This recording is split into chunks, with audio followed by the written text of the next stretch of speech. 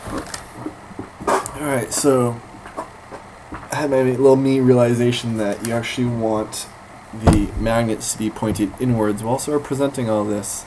It was sort of obvious that I sort of forgot always about the diamagnetism and how you have these two opposite directions working.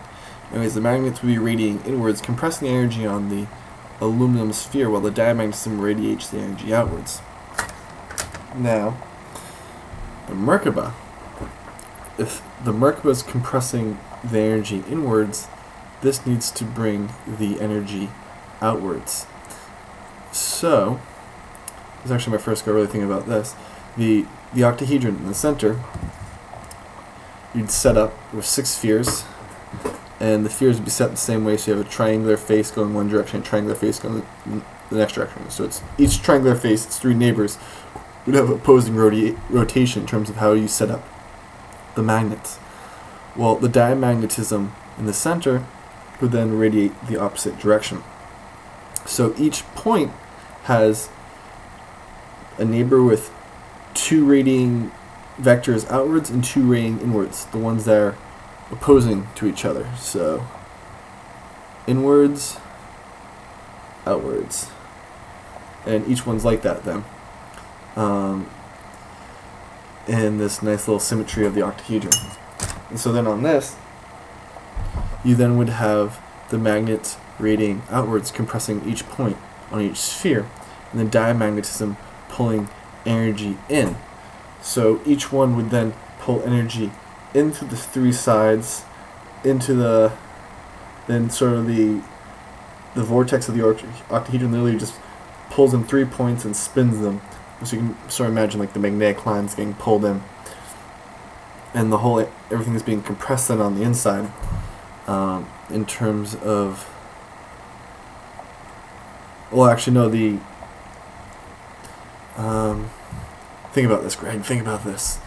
So this is compressing energy inwards, and the magnetism is radiating it outwards.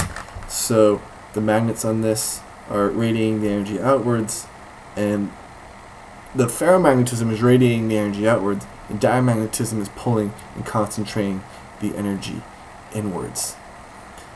The thing, though, that I have not really figured out is what type of material to use to build the Merkaba.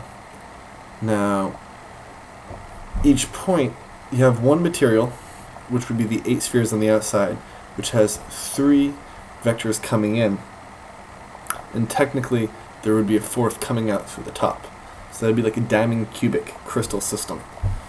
Well, each tip of the pyramid has 4 coming in from the base, and then 4 going out. So that's 8 points, so it's more cubic in nature.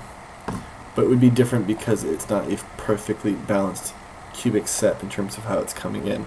So it could be, if this was 4 on the bomb, it'd more likely be something that would be a 12-sided shape, which you could say could be your aluminum.